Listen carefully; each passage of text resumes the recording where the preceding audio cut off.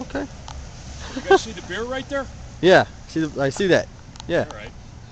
I mean. We're drinking. Uh huh. See the Camaro that none of them own? Okay. All of them were sitting on? Right.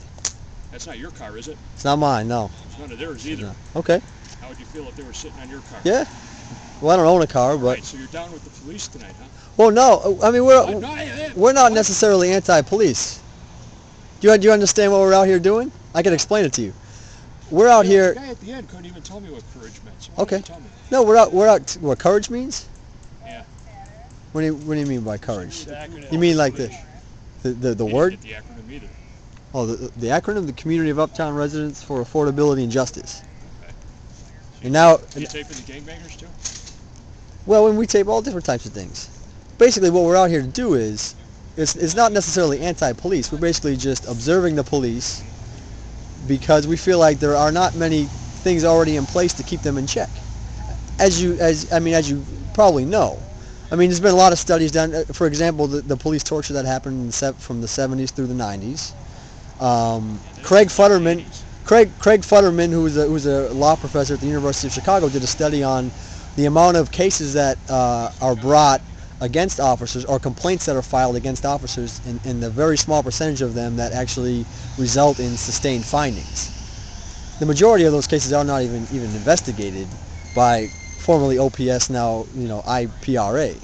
So basically, what we're out here doing is just observing. And if you all have nothing to hide, then there's nothing to worry about. It's just like, right.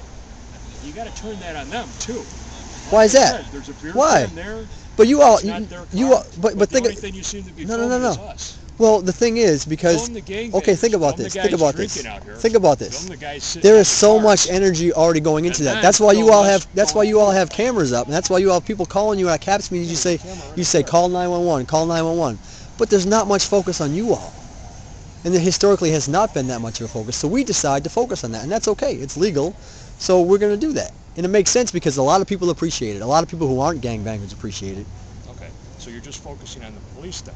Exactly. That is the purpose of Cop Watch. Not focusing on them, are you? We do a lot of work with people in the neighborhood to try to prevent the violence, with people in gangs and people who aren't in gangs. We do an awful lot of it. We don't publicize it. Why not? Why would we? Because we don't want a lot. Because we don't want it to be co-opted by a lot of people in the neighborhood who. Where's this going to be? Will this be on YouTube tonight? I highly doubt it. I mean, it's not really good. Got me in focus. I could do better. Yeah. Yeah. You know what? Actually, the lighting is terrible over here. Yeah. Yeah. The lighting is much better. Yeah, I got you now. There we go. No, but I mean, we're not breaking any laws, right? No, you're right. You're not. I just asked who you were. Right.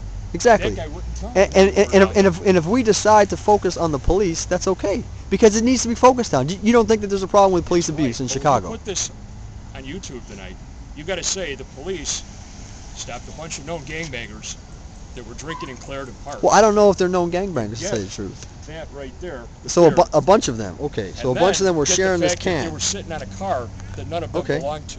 And I'm sure you wouldn't want them sitting on your car. Yeah, like I said, you wouldn't come out and tell 5 of them to not sit on your car. Right, like I said, I don't own a car. I probably would. Well, I mean, because you got to get all this on tape if you're going to be unbiased. But I'm just saying, if you're saying that they're all hanging out drinking, and they're all drinking out of that one can, 4 of them were out here. I mean, I understand that you all. I understand. One of them was over there taking a leak. Okay. Matter of fact, if you go over there right now, you'll catch the 12 pack. Huh?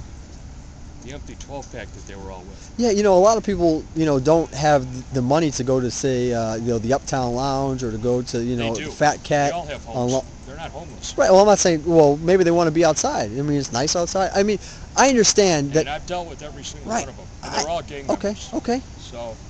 Well, a lot of people say the Chicago PD is a gang. So I mean, and I try not to write off the police. The best. And I hear you. So, and I try not to write off individual police officers. Story, listen. Make sure it's not. Police were just harassing these poor people outside in the park. They're breaking ordinances and laws. We're not saying that. I don't think. Don't assume that. Really, don't. I mean, have a little more faith in us that we're not out here just to say the police are bad. We're really not. We're just here to observe, to try to prevent some of the abuses that we know happen, that you know happen. Well, you're already saying they're abuses and you're not. So you don't think that's. You just said you're the biggest, baddest gang in Chicago, right? That's right. And I try not to write you all off as individuals as being part of that gang. Like, I hope we don't write off some of these people who to you are known I gangbangers. don't have to because I've dealt with them. They are gangbangers. Well, a lot of people have dealt with cops, and we feel like some people feel like y'all are a bunch You of punks feel that like rough we're people up. Some people do. I'm not saying I do, but a lot of people who have had bad experiences with the police, say for example, been tortured, what are they supposed to think? Can you understand why they would think that way if you think that way about people out here?